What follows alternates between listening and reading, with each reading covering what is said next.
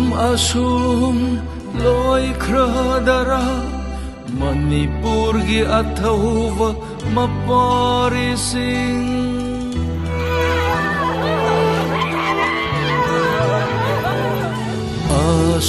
asum loi khradara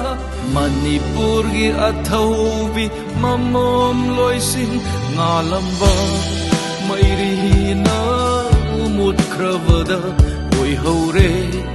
amamba kang lei pak ngalamba mairi na mut khravada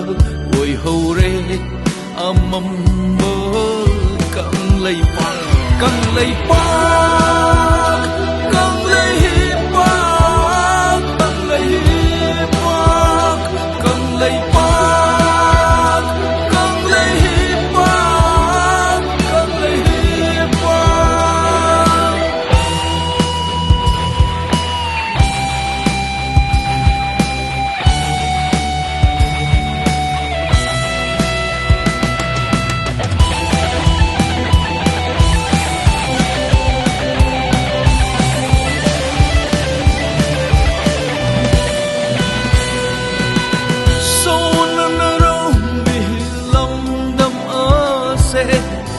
nuông phục lâm kỳ sana ni hai ra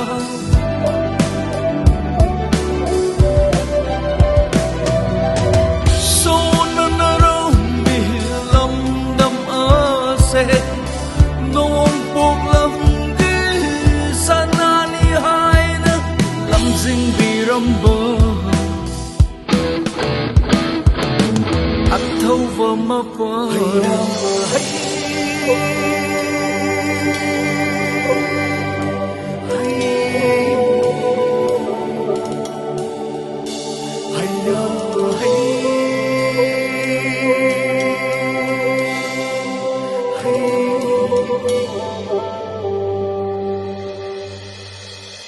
lâm dinh bi ram bơ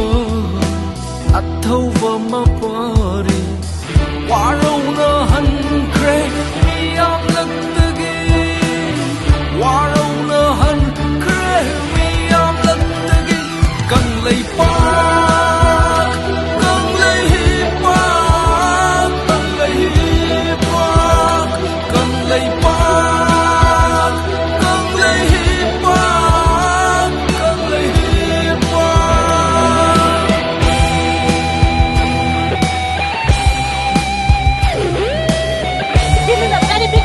You have to take many days to do bombing operation. Why have you taken only 10 minutes?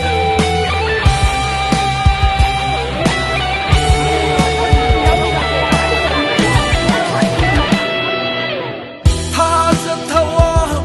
mi sa kung alhalla se mai kai khang da atiya da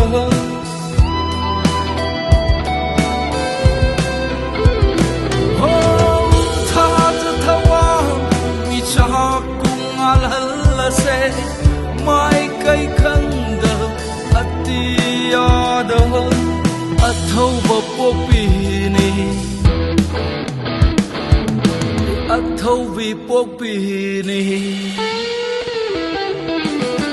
athau ba popi ni athau vi popi ni nung si vi mau sana lai pa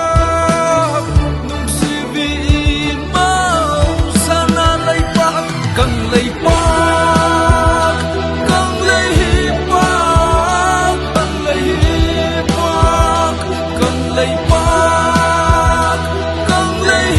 pak cần lấy pak asum loi khradara Manipur gi athauva mapari sing asum loi khradara Manipur gi athauvi mamom loi sing ngalamba mairi na mut khravada oi haure amamba kang lei pak ngalamba mairi na mut khravada đôi hầu rê mầm mơ căng lây pa